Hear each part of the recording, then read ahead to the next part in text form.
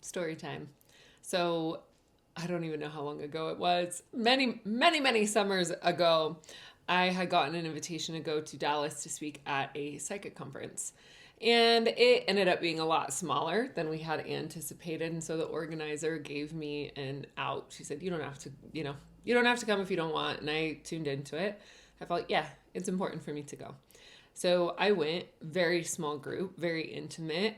And at the first dinner that we had, there was a woman there that was wearing the exact same shoes that I was wearing. And so there was already immediately quite a bit of synergy between she and I. And as we were sitting around the table, clairvoyantly, I don't know if this has ever happened to you, but I saw this like neon arrow above her head and this like my intuitive signifier saying, this is the one that's important for you to connect with. And so the conference went on. We were interacting here and there. At the end of the event, we had a closing dinner, and she and I were in the same car back to where we were staying.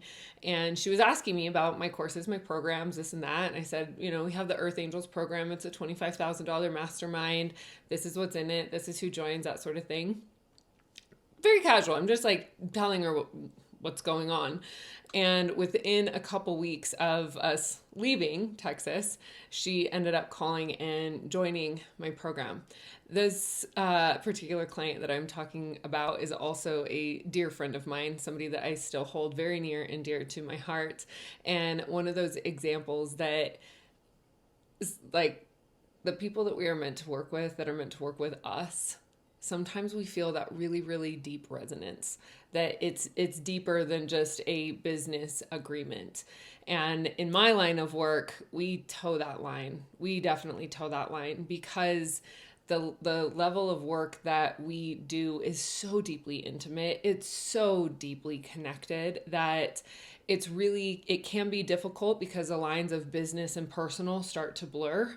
And simultaneously, there's still a way to hold boundaries, hold professionalism. And in fact, I actually feel that when two people can really respect what that dynamic is, it actually creates a deeper, more long lasting bond. So that's just one of my soulmate client soulmate stories that I wanted to share with you. But again, we are hosting an event, a 3-day event this month, calling in soulmate clients. I would absolutely love for you to join. I'm going to be sharing all of the techniques that I have been using over the last 8 years to utilize quantum field to continue to grow my business and attract the people who I know I'm soul destined to serve. So if that's you, go ahead and type soulmate in the comments.